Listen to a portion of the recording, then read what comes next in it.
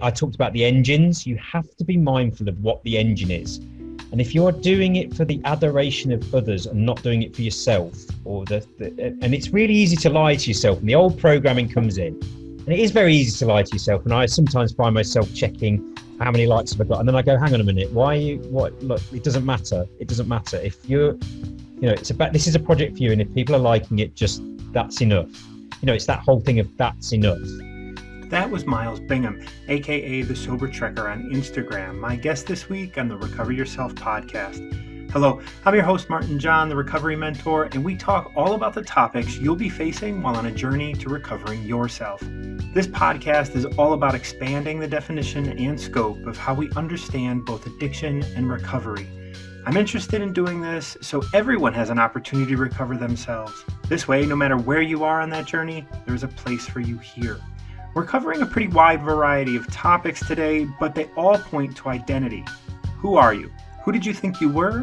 Who do you think you are or should be? All of these questions tend to be a lot, especially when we're in some sort of life transition. And when is that not the case?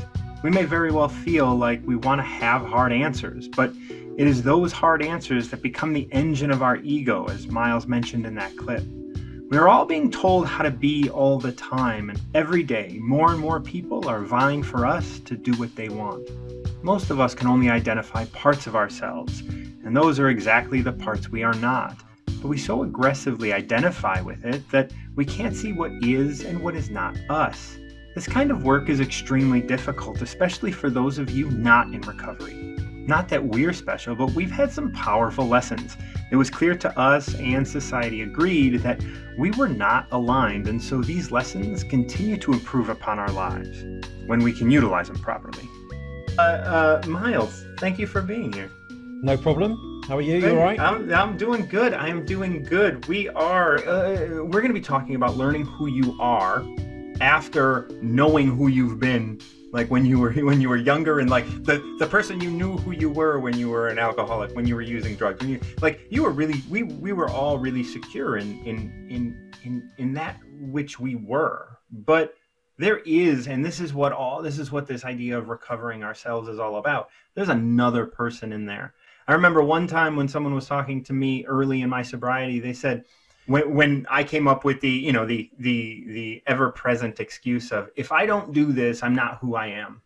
And they said, actually, you're not who you are, but you will be when you stop.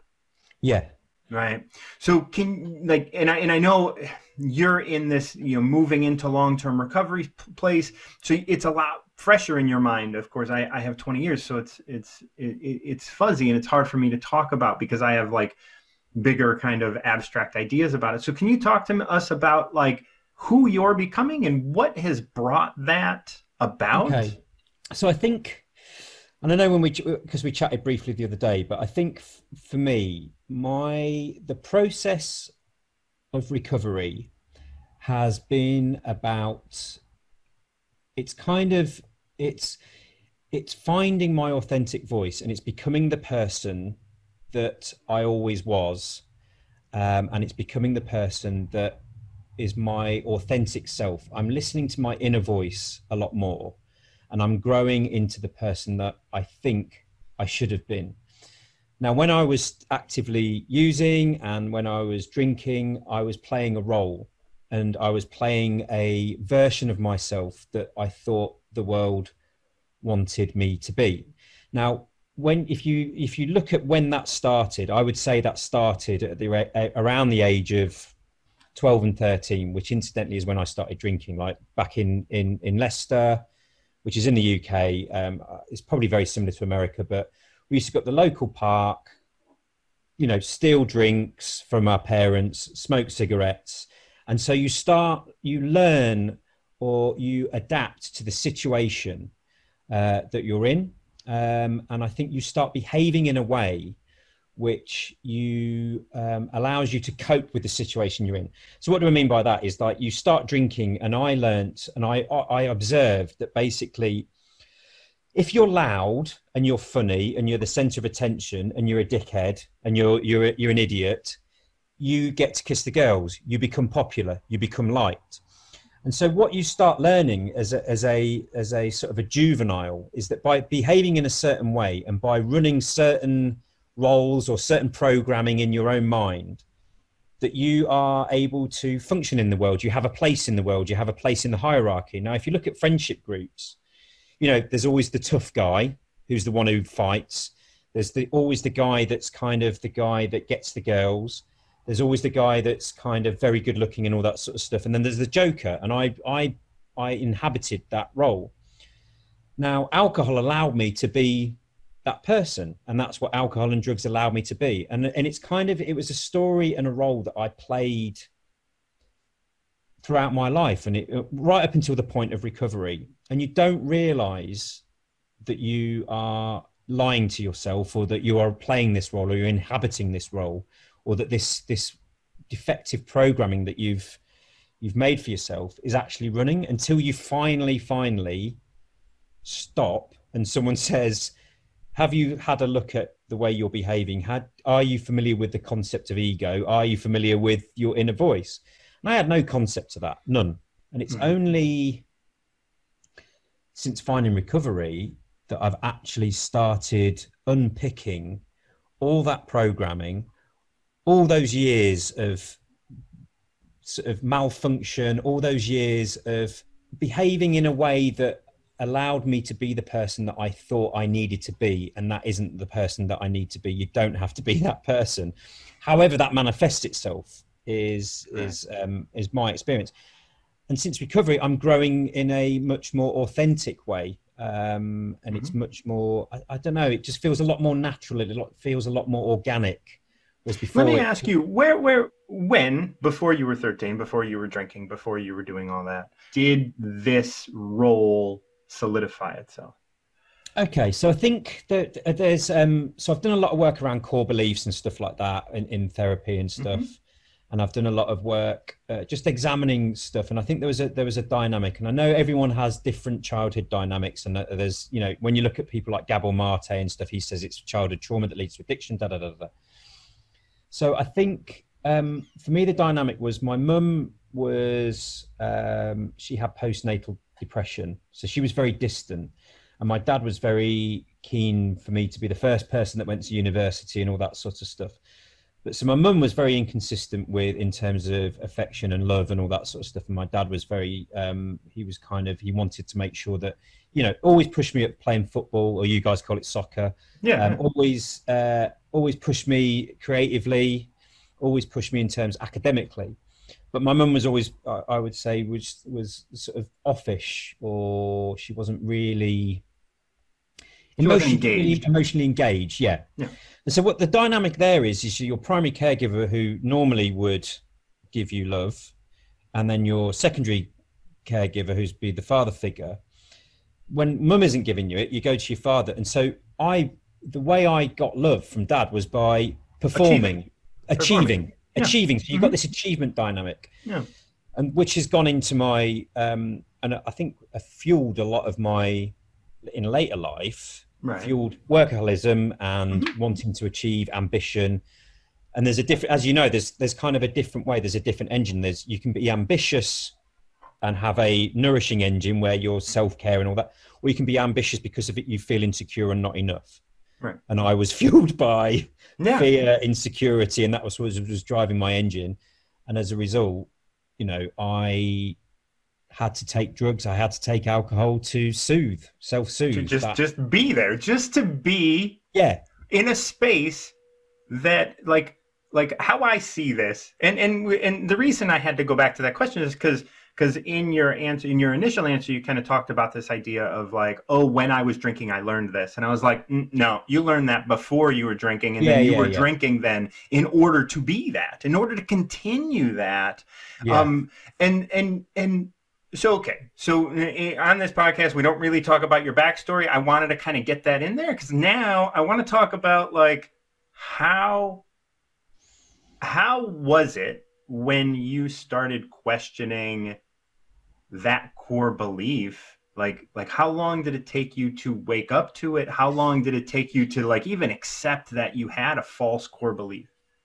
So it's kind of, I would describe getting sober, and I would describe that process as it's kind of like a domino effect, or I would describe it as plaster crumbling off a wall, or a prison wall. Like I would describe it as a prison wall it's slow at first.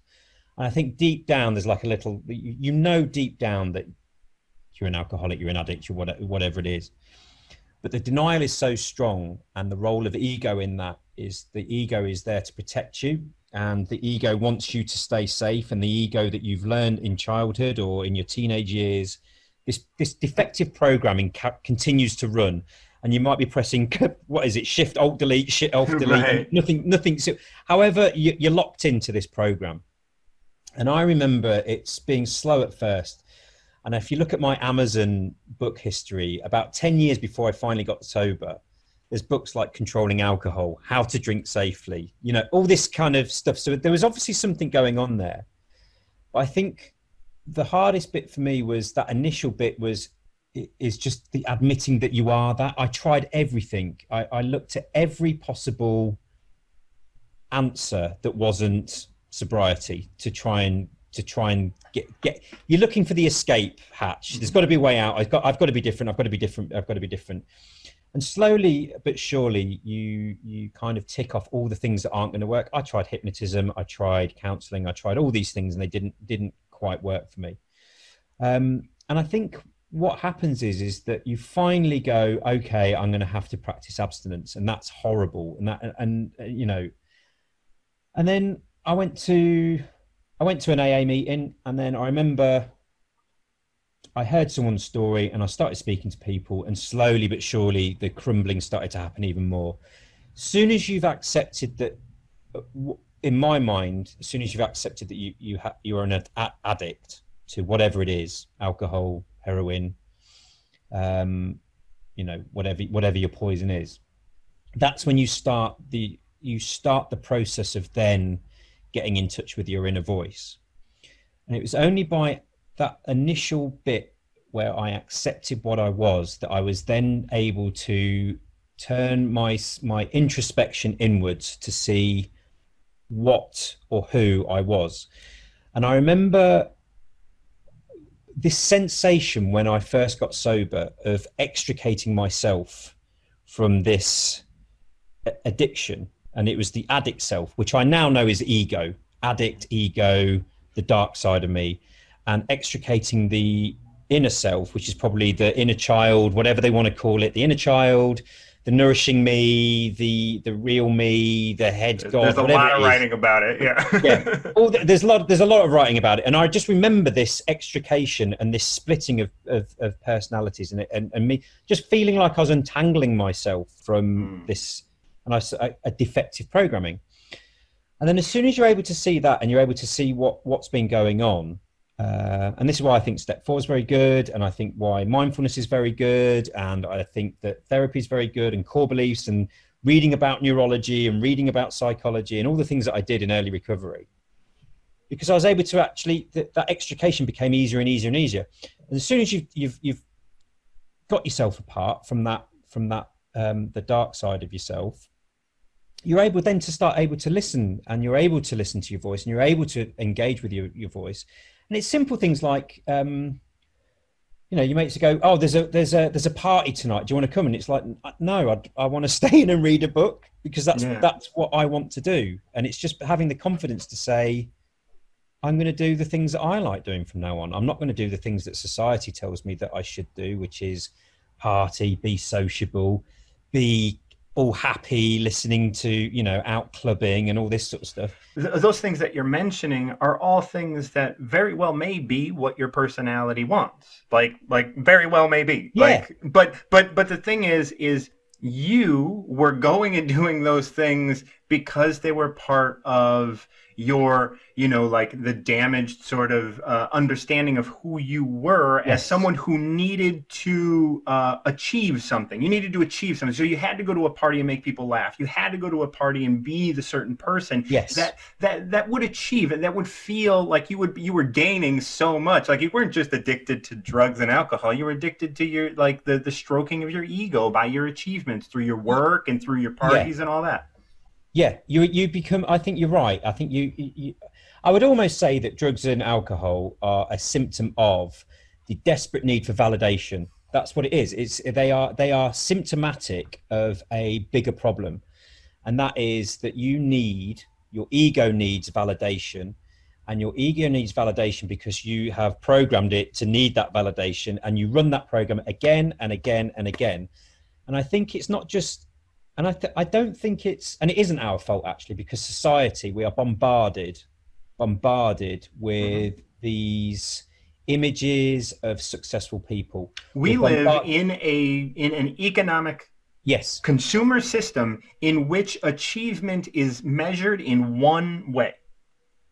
yes, And so when you can measure that achievement, and that one way is not in line with the way that we all value life and what we value about life. yeah. And I think it's what's really funny is it remind it's kind of like it seems as though society as well is kind of like everyone presents this version of themselves where happy, successful, all this kind of stuff, well adjusted. And yet really when you actually chat to everyone, they don't know what they're fucking doing. No one has a clue. Everyone's scared. Everyone's got imposter syndrome. The only people that don't have imposter syndrome are the people like Donald Trump and these narcissists, and these sort of narcissistic, psychotic people that aren't aware of their own ego and that sort of stuff. So yeah, it's really interesting, and I do think you can't blame society for everything, but I do think the modern world is making things a lot worse in terms of it's making people feel insecure, it's making people feel fearful and unsafe, and so I think youngsters, especially now, I'm glad I didn't grow up with social media, which again is highly toxic in terms of Mhm. how it informs people about how they should be. Right. And I think what happens is there's this mechanic of young people in their formative years grow up thinking they need to behave and be a certain way to be validated to have a place in society, and everyone finds their route. And I think Or they in many don't. ways, pardon, Or they don't. or they don't, yeah.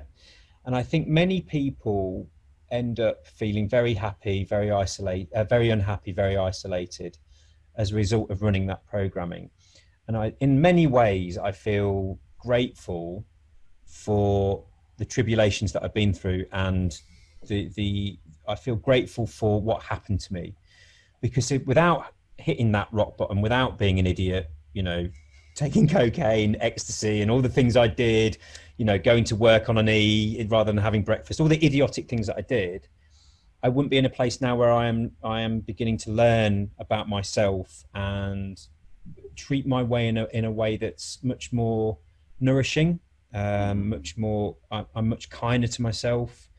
I feel as though, and as well, my anxiety's dropped off as well, because I'm just a lot more comfortable in my own skin, and I think that's what it is. Your inner self grows and sort of inhabits the body that you're meant to have. That sounds like a very hippie Yeah, spiritual way of no, saying that's it, all but it right. That's all feels right. that's how it feels. And I've started reading a lot of philosophy like Stoicism and Buddhist philosophy, and going, hang on a minute. So there's people that have been realizing this for centuries and thousands of years, and suddenly, why didn't I know about this type thing? Yeah. Every generation, we learn a little bit more. We learn a little bit more. We get a little bit better, even if that thing that we're getting better at is a negative thing, right? Like we're getting better at addicting people to product and I services and agree. stuff. I agree. I And it's totally agree. And when really you look at the scary. system, I really agree, because when you look at the system and I often think about this, that the world is addicted to money or capitalism or whatever. Consumerism, I would say, like just purchasing, Consumerism, yeah, having, like yeah. more is better kind of thing. More is better, more is better. And if you look at the way what's happening, if you look at the planet through the lens of addiction, and we are consume, and the body or the earth is dying Mhm. because of the way we are. And it's the same way an alcoholic can't stop drinking and his liver is in cirrhosis. We're consuming the minerals and all the things on this planet in a way that's making the planet ill. And you look at society, and I genuinely believe it's kind of, it mirrors addiction, and Oh, yeah. you know, and it really does. And unless we kind of wake up to that, and it's really interesting that you're doing a series on that, but I genuinely believe that there is an issue with that, and that's why we're seeing the things that we're seeing in the world that we're seeing. But yeah, And we can't wait for the medical industry to catch up to redefine addiction. You know, we have to be able to, you know, cut these things off at the pass, as they say, because like if we wait for the medical industry to define it, we're going to have another opioid epidemic, right? Like, yeah, they didn't want to fucking touch that because there was too much money involved, so they couldn't, you know. And so I want to ask you, I want to kind of take a step back a bit. When you I want to talk a little bit about your experience with abstinence and clarity. Abstinence and clarity.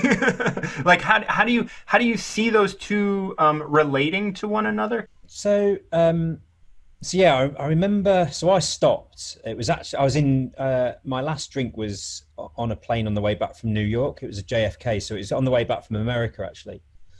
And I remember getting to Terminal 5 at Heathrow in London, and I remember just, you know, the sweats and shaky and all that sort of stuff. And I chain smoked a pack of 10 cigarettes. Different cigarettes. We know. Yeah, you know what I mean.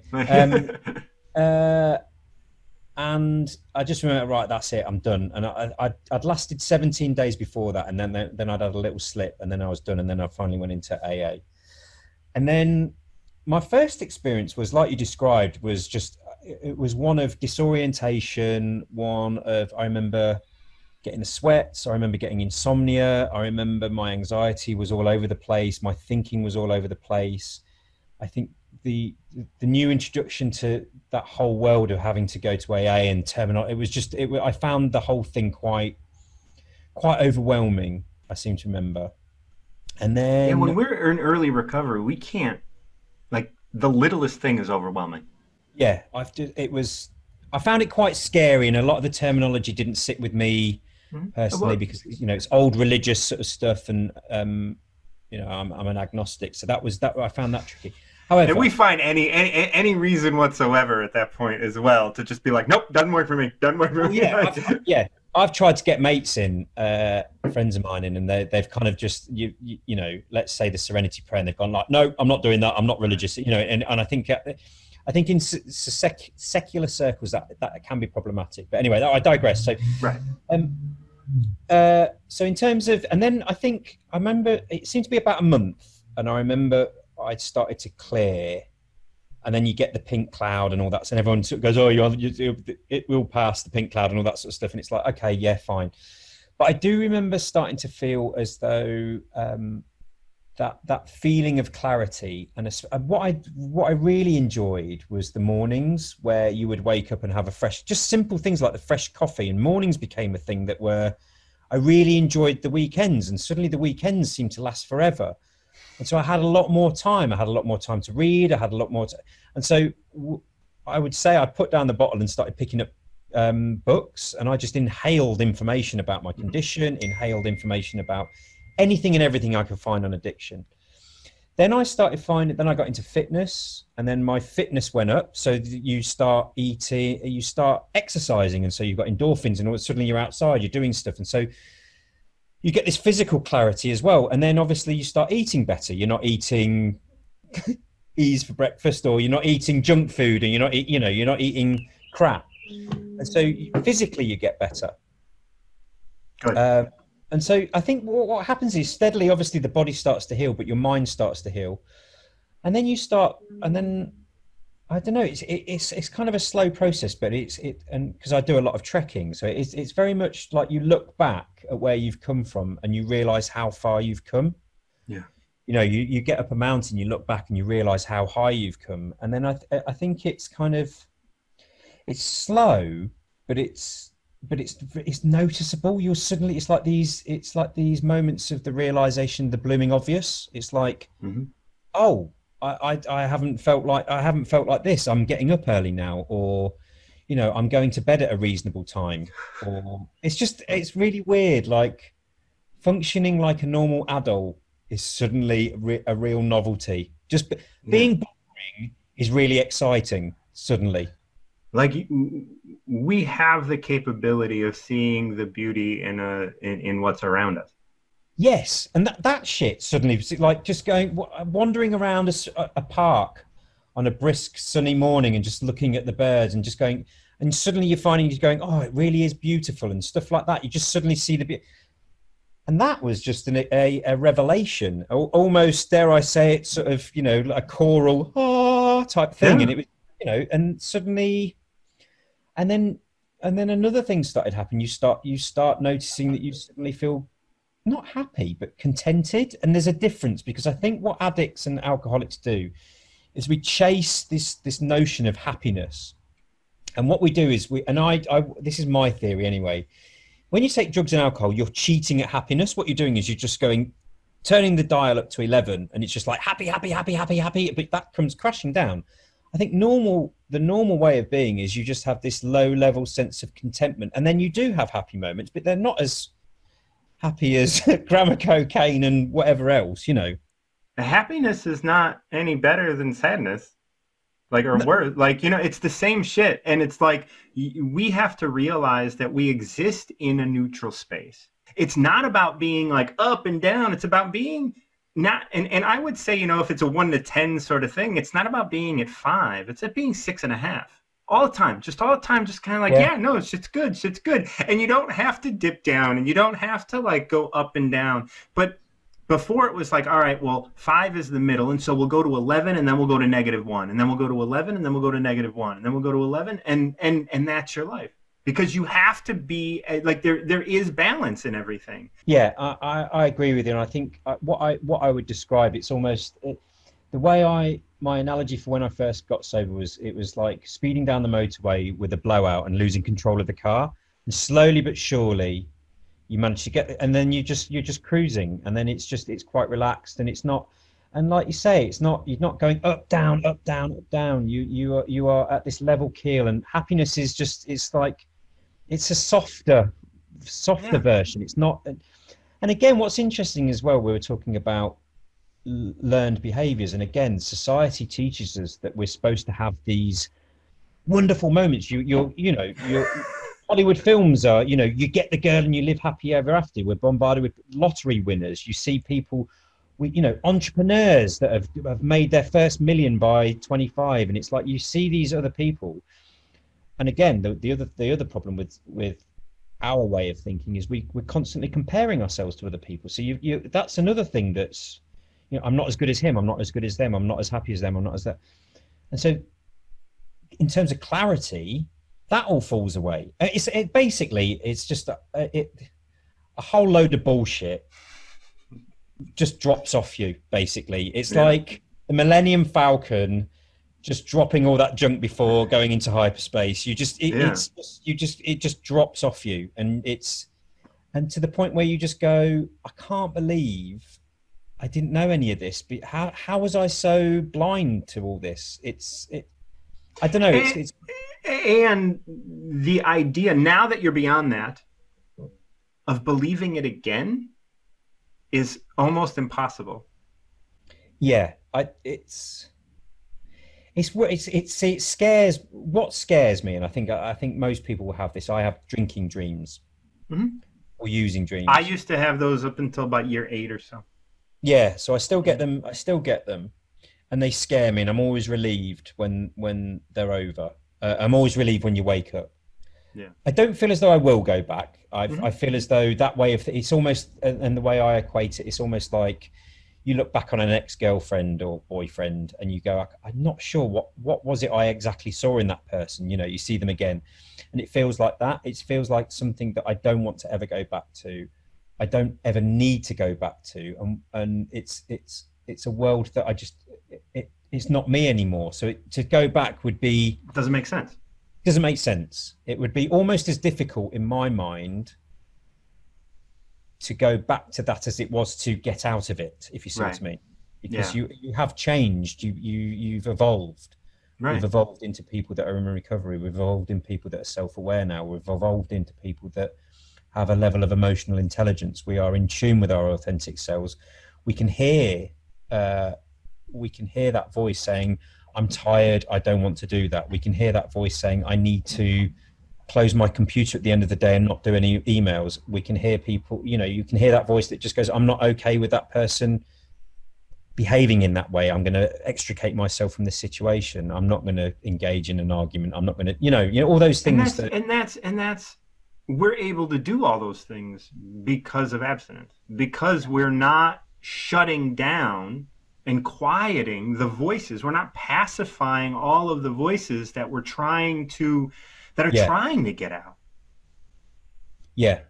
Beautiful way Because of. it's what, and because you were talking about learning and taught, learning and taught. It's almost as though what you do is you learn a defective way of behaving.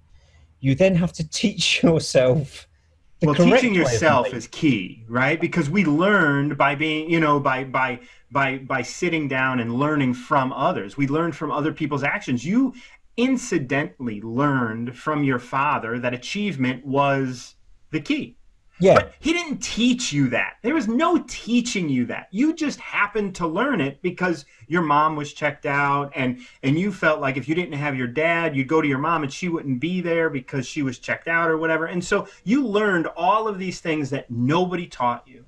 And that's why the definition of being like, what did you learn versus what you were taught is really important to kind of and I think it is, differentiate. yeah, and I think learning. Right, there's a difference between learning, which and depends on how it all learning can be. It can be good or it can be bad. I think that with addicts and alcoholics, the things we learn in childhood are almost insidious, whereas I think we have to make a conscious decision to teach ourselves. It's when you consciously teach yourself how to be the person you should be. You want to be. Yeah, you'd want to be. Right. I think that's when the improvement happens. And I guess what they like in recovery circles, you would describe that as the spiritual awakening. I would guess I guess that's what I've had. Closest thing we got, right? Yeah, there was no that. Yeah, I didn't have a vision of a glowing figure at the end of my bed saying Right. "You're cured, my son" or anything like Right. that. But I did feel this. I did feel a weight lifted, and I did feel lighter. And I think and I think when we chatted before, I think that there's a difference as well. That I think, um, so when I was in active addiction, my world was incredibly small and incredibly tight and incredibly. I was very wound up tightly. I was tightly bound mentally in the Mm-hmm. way I'm. And I think that's the other thing. When you shed all that shit, your world becomes a lot bigger. And so I've gone from being lying on the couch, focusing on the TV, on the same 20 minutes of Apocalypse Now with my eyes closed, just trying to focus on that, on whatever film I'm watching. And now I go trekking all over the world and I see things and I meet people and I do things and I read things. And I think that's been my experience of sobriety, is that your world opens up as you open up, your world opens up and you see things and you meet people. And I'm chatting to a guy who I've never met in real life who lives in Chicago about like, what the fuck? That would Yeah. never have happened in a million years. I would never have spoken to anyone at all. I would have gone, oh, fuck off. Yeah. Yeah. Yeah. No, that's anyone that may possibly challenge our worldview, we keep out. Oh And God, yeah. let's talk about Trump. Let's talk about Brexit. Let's talk about all these things that are like challenging people's sense of identity. And talking about identity, like you are now like on Instagram, the sober trekker, but you're much more than that, right? Like it's not just like that's not all that you are. Talk to me about the trekking and talk to me about how what is the end, if there is an end? What is the purpose? Like, what have you found in it? And talk to me about that. So yeah, so I think so obviously I got sober in the rooms in AA, and that was a big part of my sobriety.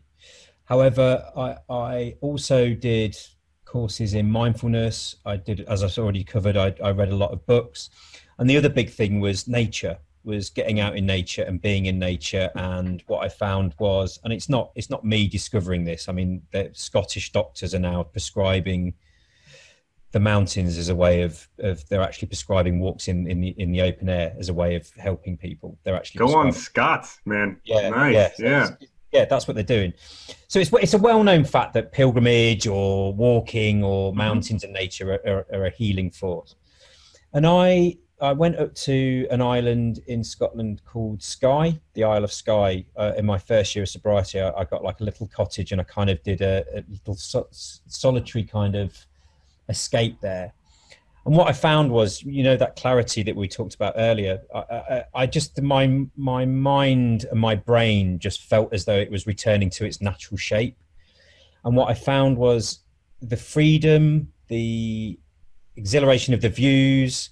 It's just become a massive part of my recovery, a huge Yeah. part of my recovery, because I find what I can do, 2 weeks in the mountains or 2 weeks trekking or 2 weeks in the wilderness will reset me and recalibrate me in terms of my mental health. Because I think you, sobriety is all about looking after your mental health as well. I think there's a big part of that. It's not like you just stop drinking, get sober, and that's fine. There's a reason why you That's not the point. The no, glass of water isn't the point. yeah, there's a reason why we drank and used drugs and we were in pain. So you need to Right. do that. So, and it just recalibrates me. And so what I found is that, as obviously being an addict, I can't do things. I can't moderate really. So Right. I just went right. I'm going to go to Nepal. I'm going to do the Annapurna circuit. So I did the Annapurna circuit, and it was fucking amazing. It was one of the best things I've ever done. I mean, so challenging, and just it gives you an opportunity to philosophize on your life. It gives you an opportunity to think about yourself. It gives you an opportunity to really think about what you are, who you are, your authentic voice. And there's so many parallels with climbing a mountain and getting sober and all that sort of stuff. So it's something that put the zap in me, it put energy in me. And then I've just done more and more of it. I've done. I went down to Patagonia. I did Tierra del Fuego. I did the O circuit there. I did El Chaltán. So I've started looking at that. I was going to do the Snowman Trek, which is in Bhutan. I've done the TMB, which is in France, Switzerland, Italy. And I think it's a cliche, isn't it, that we all kind of put down the drink and drugs and then take up these, the Hmm. amount of people that I see that are like into Ironman triathlons or bodybuilding and all that sort of stuff. We find other ways. And I think what's remarkable about the addict mind, or our minds, is that if you point us in the right direction, we are capable of doing some wonderful things, and we are Hmm. capable of doing some fantastic things. And for me, so it's kind of done that. And I'm quite a creative person. I work as a creative director, so I work in the creative industries, but photography is just something. And I just thought, I was in a place at the start of lockdown. I had all these photographs, and a lot of my mates were ringing me and asking me for mental health advice. And I just combined the two. I just thought, sod it, I'll do this sober trekker thing. Hmm. Um, and it's just taken off. And it's like, I get people, asking for help and asking for advice and asking for me thing. And then, discussions start happening as a result of just something that I'm saying. And Yeah. what I find is that, because like we said, not everyone makes it into the rooms because of, Whatever reason. yeah, there's a lot of reasons. Hmm. And so I think people are more and more seem to be turning to things like social media for, are there people? And there's people like you, and there's people, there's a lot of people. There's Sober Dave is another one in the UK who just talks about his stuff. And then there's the Sober Girl Society or something. They're very Oh good. yeah, there's the sober mom squad now, and there's a Yeah. bunch of So there's, yeah. Recovery Rocks and Sober is Hmm. Sexy and all these sort of things. And so there's a lot of people that are kind of getting out there and sharing their experience and sharing their thoughts on recovery. And I think it's, it's a leg up, I think, to people. And I think why do I do it? Why do I do that? Is because when I first came into recovery, there was an old boss of mine who was very open about his alcoholism. And I know there are people that frown upon that, and there are people that think it's a good thing, but I think each to their own. Yeah. And I think he was very open. And so because he was very open, I was able to go and speak to him and just say, look, I think I've got a problem. And because he was that lighthouse for me in the storm. I behave in the same way, so I'm very open. So when people ask me to do shares, whenever, you know, I really don't mind doing this, because if it means that someone somewhere can hear someone talk about it, and because it is a dark place before you get sober, that it is a really dark place. That can be, yeah. And like, I mean, if you're in the route to get sober, it's dark enough, no matter where it is. Yeah, it's tough. It's not an Yeah. easy. It's not an No, easy it's not thing an to easy do. thing to face. And so if someone's there as who's been through it and supportive and all that sort of stuff, I think, you know, I think anyway, personally, my personal view is that I have a duty to, you know, help people up the ladder and get them on the way, because I think it is, you know, I think you do, it is worthwhile and it is good, and, you know, and life's changed. Like I'm sure you know, I don't need to tell you, but you do get a better life back, and you know, Oh man. yeah, definitely. And I'm always supporting, like, recovering from. I'm never trying to take that away from anybody, and that is a big deal. Yeah, and I think what's helped me, and again, I think this is, and I mentioned I was an agnostic atheist before. Hmm. So the whole thing, the way I had to do the whole higher power thing was by having the wisdom of others. And so what I do now is if I need help with anything, I will ask someone who knows more than me on a subject matter. Right. And so that's very helpful. And so the more people I speak to, so right when I was drinking, it was just all in here. It was like I'm trying to solve it all myself. When you just go, right, I'll ask that mate over there knows much more about buying a house. I'll go and ask him. And then you're reassured, and you know you can move forward with that, armed with that piece of information. That guy over there knows about mountaineering. Okay, I'll go and speak to him before I go trekking in Nepal. Oh, he's put me in touch with all these people. And so you're able to do all these things by just simply doing really simple things that seem obvious to normal people, completely obvious to normal people. And and like going back to your thing about, you just learn how to do normal things that are beneficial to you. And when you do these things, life is just a fuckload easier without any of the drama. It's like, again, a weight is lifted. And that's how I move forward, is just by accessing help from other people that know more than me. And it's accessing the world around you. That's it. Yeah. Like, you are supported. It's not like that help is beyond your grasp at any point. It is right there for all of us at any moment. Maybe it's people, maybe it's things, maybe it's nature, maybe it's whatever. But that help is there, and we reach for it, and it is always there. Yes, very much right. So. And the idea that, and I just want to kind of put it that way, just because, like, when you access something, it's almost like you have to make an internal sort of choice. You have to make an internal choice to kind of use it, but it's always right there. It's always right in front of you, and you just have to kind of be open to receiving that. And man, what a great conversation. Miles, thank you so much. No worries at all, man. I've really enjoyed that. It was really good. Finding those things like our authentic self or our inner self is far from hippy-dippy. You see, we're all here to be these authentic, original, unique individuals that we are.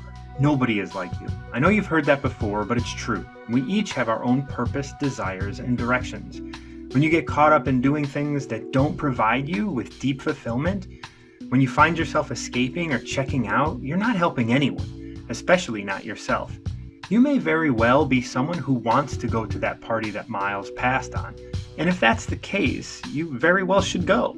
But if you find yourself saying yes to things you want to say no to, or no to things you want to say yes to, it's time to check in with yourself. Life isn't all or nothing. I would never prescribe you make a choice today that you will never reevaluate. But those are the kinds of choices most of us make every day when it comes to our identities. The more fluid and changing your identity, the more your ability to listen to yourself.